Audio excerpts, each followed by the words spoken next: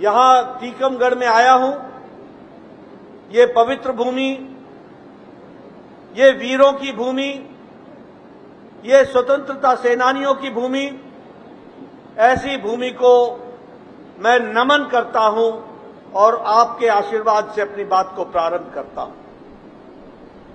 अभी अभी मेरे पहले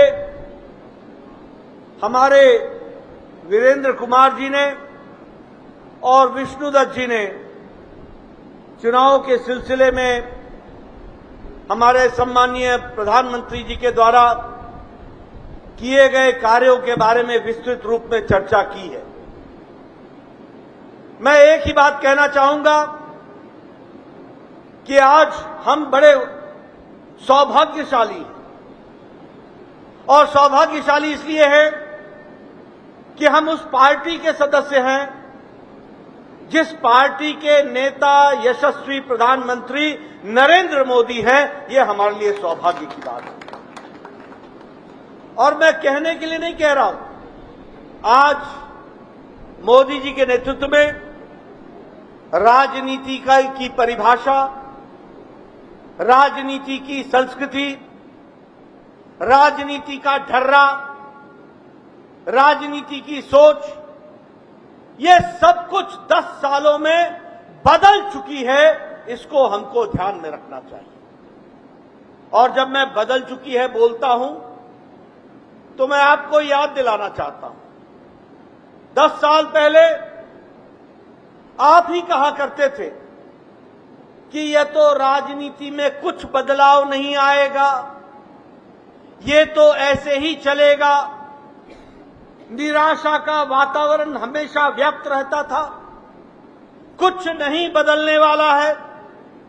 आज वहीं भारत का सामान्य मानवी ये कहने लगा है कि देश बदल गया है और देश विकसित के रास्ते पर चल पड़ा है। और इसीलिए ये वीरेंद्र कुमार जी का चुनाव नहीं है। आपने वीरेंद्र कुमार जी को चुनाव जिताने का संकल्प बना लिया, लेकिन यह चुनाव वीरेंद्र जी के माध्यम से विकसित भारत के संकल्प को पूरा करने का संकल्प का चुनाव है। यह भी हमको ध्यान में रखना है। और इसीलिए हमें मजबूत सरकार, स्थिर सरकार और जो निर्णायक सरकार, जो निर्णय ले सके, ऐसी सरकार चाहिए। आपने 2019 में अपने ही उंगली से ईवीएम का बटन दबाकर एक बहुत महत्वपूर्ण फैसला आपने किया था और आपने वीरेंद्र कुमार जी को चुनाव जिता के भेजा था। एक स्थिर सरकार बनी। स्थिर सरकार बनने के कारण क्या फर्क आया? स्थिर सरकार बनने के कारण फर्क यह आया कि जो हम 1951 से नारा लगाते थे कि एक देश में 2 निशान, 2 विधान, 2 प्रधान नहीं चलेंगे, 1951-52 से नारा लगा रहे थे, लेकिन आपकी उंगली ने कमाल दिखाया।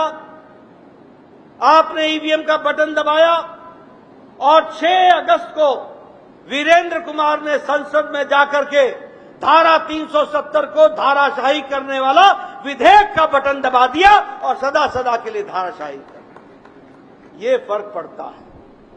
स्थिर सरकार का फर्क क्या पड़ा कि हम कहते थे 1997 में हमने कहा था पालमपुर में कि हम राम मंदिर का रास्ता प्रशस्त करने का काम करेंगे। 1997 में कहा, हमारे विरोधी भी हमारा उपहास उड़ाते थे, लेकिन आपको जानकर खुशी होगी और आप सब लोग जानते ही हैं कि 22 जनवरी को प्रधानमंत्री मोदी जी के कर कमलों द्वारा 10 दिन के कठोर अनुष्ठान के पश्चात रामलला का प्राण प्रतिष्ठा वहां पर हुआ और भव्य राम मंदिर बनकर के हम सबके बीच में आया। इसलिए मित्रों, आज राजनीति की संस्कृति